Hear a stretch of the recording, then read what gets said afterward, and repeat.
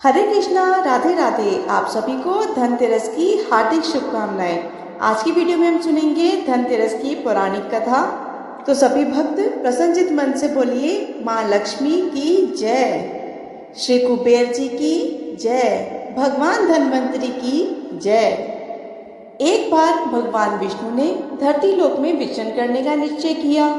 जब उन्होंने यह बात लक्ष्मी जी को बताई तो उन्होंने भी साथ चलने का आग्रह किया।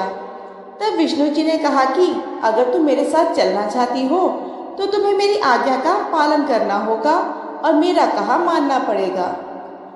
माता लक्ष्मी ने भगवान विष्णु की शर्त मान ली और उनके साथ धरती पर विचरण करने के लिए निकल पड़ी। धरती पर पहुंचने के बाद भगवान विष्णु और लक्ष्मी जी एक जगह रुके। वहां विष्णु जी ने उनसे कहा कि मैं दक्षिण दिशा की ओर जा रहा हूँ, जब तक मैं ना आऊं तुम कहीं मत जाना। विष्णु जी के जाने पर लक्ष्मी जी के मन में यह जिज्ञासा पैदा हो गई कि आखिरकार दक्षिण दिशा में ऐसा क्या है जो स्वामी मुझे उनके पीछे आने से रोक रहे हैं, मुझे साथ नहीं ले जा रहे। अब तो लक्ष्मी माता से रहा नहीं गया और अपनी जिज्ञासा को शांत करने के लिए वह भी विष्णु जी के पीछे पीछे चल पड़ी। थोड़ी दूर जाने पर उन्हें सरसों का एक खेत दिखाई पड़ा जिसमें पीले फूल खिले हुए थे। सरसों के फूलों की सुंदरता देखकर माता लक्ष्मी मंत्र मुग्ध हो गई और उन्हें तोड़कर अपना श्रृंगार करने लगी।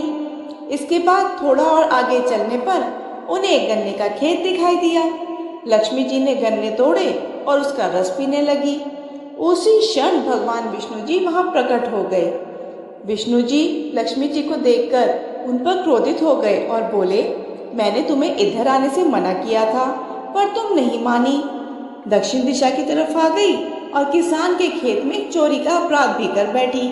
अब तुम्हें इस अपराध से मुक्ति पाने के लिए इस किसान की 12 सालों तक सेवा करनी पड़ेगी। ऐसा कहकर भगवान उन्हें वहां छोड़कर क्षीर सागर में लौट गए। इसके पश्चात लक्ष्मी जी उस गरीब किसान के घर में भेष बदल कर रहने लगी।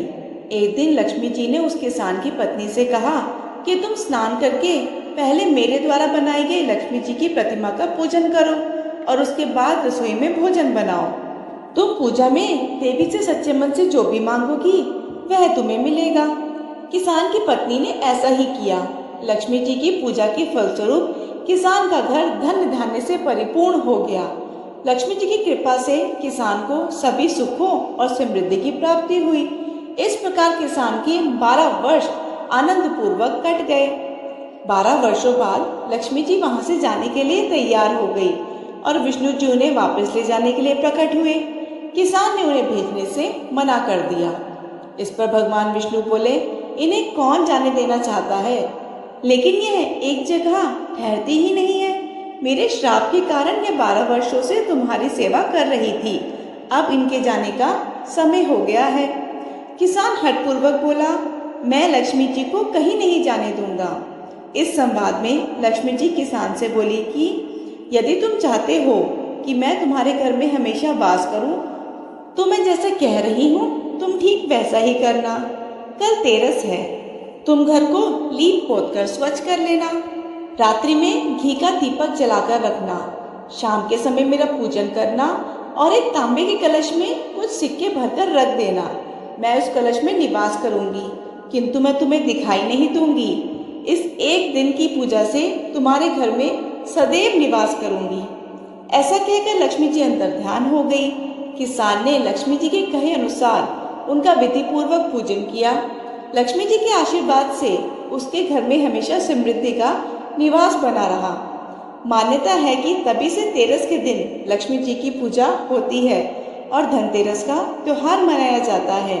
इस कथा को पढ़ने वाले, कहने वाले और सुनने वाले सभी भक्तों पर इसी प्रकार माता लक्ष्मी अपनी कृपा बनाए रखें। माता लक्ष्मी की जय, भगवान कुबेर की जय, धन्वंतरी भगवान की जय। ये थी आज की वीडियो। आशा है आपको वीडियो पसंद आई होगी। वीडियो पसंद आए तो वीडियो को लाइक ज़रूर कीजिएगा। आपका एक एक लाइक मेरे लिए बहुत ही महत्वपूर्ण होता है। कमेंट बॉक्स में जय लक्ष्मी माता लिखकर वीडियो को अपने दोस्तों या रिश्तेदारों के साथ ज़रूर शेयर कीजिएगा। धन्यवाद।